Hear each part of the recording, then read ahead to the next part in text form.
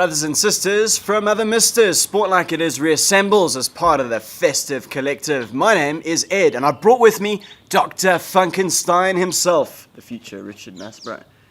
Hi there, how's it going? Good, thanks. And you? You're looking nice and awake this morning. Fresh, yeah. Good stuff. Love the morning sessions. We thought we'd wrap up 2011 as part of the Sport Like It Is crew with the top 10 sporting moments. And I can't find fault with your list. Let's start at the top of the lot. The Rugby World Cup, the disappointment that was for the Springboks, the old heads not quite having the legs, mediocrity in the coaching department. Let's not have anything like that ever again. No, I think it's going to be good times now. New coach coming in. Heads are bound to roll as they normally do with the change in coaching systems. We're going to have a new, fresh start, and I'm looking forward to that in Bok Rugby. But well done to the All Blacks on winning the World Cup at home. Great achievement for them. And Bryce Lawrence, I think that's going to be one of the names that will linger long after the World Cup. And the English entertainment as well. Let's throw them out there as well. Next up, Charles Schwartzel. Yeah, Charles Schwartzel, fantastic performance. Maiden major victory for him at the Masters. Only the third South African to do it. 50 years after Gary Player won his birdie finish. 4 birdies First in a row. time that's ever happened. Unbelievable performance for him, and he was just phenomenal on that final day when all the rest were fading, namely Rory McIlroy, who had the tournament pretty much wrapped up. He faded badly, but great performance from Charles. Just a special mention in the golfing category for Luke Donald, first player ever to win European Tour Order of Merit, as well as the USPGA Tour money list. Quick shout out to Darren Clark as well, because he's always good fun. He's good fun. The Cricket World Cup, the CH word, the infamous CH word that has come to plague South African mentality and South African cricket in general. Batting order collapses. And our other mention is to Gary Kirsten, who took a group of personal brands and made them one hell of a winning unit. Where are they now? Well, not doing as well as they were, let's just put it that way. Yeah, let's also remember as well, South Africa beat them. A fantastic game, that one. Remember the India-England game as well. And then, of course, the massive upset of Ireland over England. So I think it was a really entertaining World Cup overall. Bit long, though.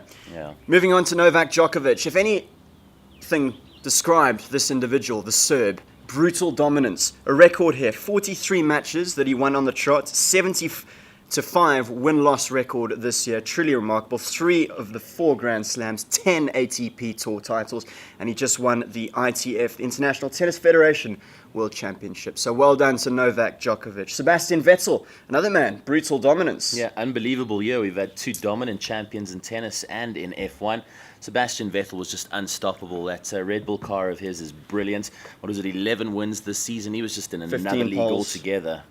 Fantastic, yeah. 122 points was the cushion that he won in the end. And this chilling factor is that he said, "My best is still to come." I shudder to think what that's going to bring. Barcelona, tic-tac has been the style since Johan Cruyff. They've swept everybody aside. 2 of the last 3 Champions League titles, 3 on the trot in Spain. We don't need to say any more about the Spanish juggernauts. No, they've been absolutely brilliant. Hopefully we're going to see a bit of a competitive edge to La Liga this season with the emergence of Real Madrid as a real threat.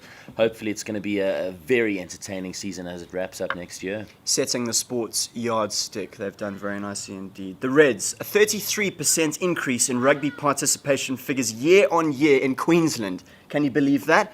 I can, because the Queensland Reds were phenomenal this year and brought, as a little bird flies over, rugby imagination personified, and Ewan McKenzie getting the Australian Coach of the Year. Well done to the Reds. Yeah, good performance from them. Remember, these are the guys who were thumped, 2 or 3 years ago? 93-10 by the Bulls. So a remarkable turnaround for them. Special mention to the Crusaders. Played every single one of their games in Super Rugby this season away from home. That's just an unbelievable performance to get to the final on a tricky away trip every single week.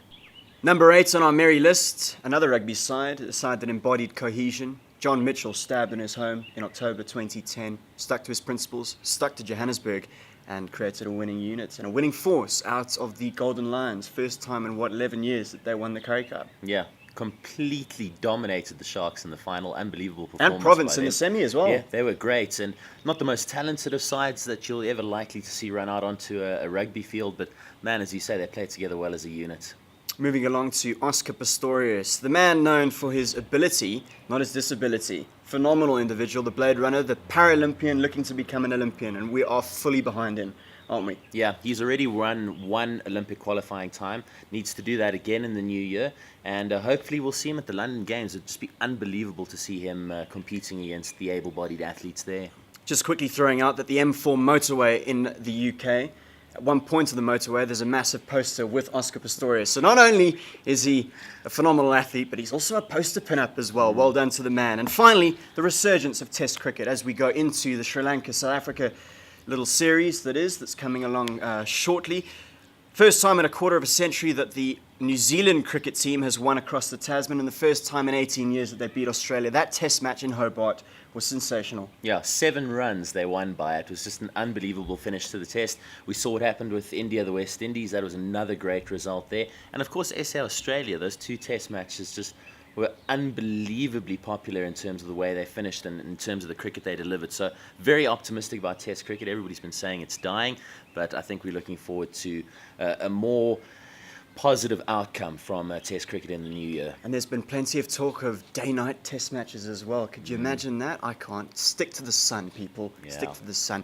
The last words today go to Oscar Pistorius. And he said, "I train hard because I want to go to bed every night knowing that I trained harder than any of my rivals." He says, "That's what helps me sleep at night." Can you top us? The top 10 of 2011. We'll see you all in the new year. 3 cheers to 2012.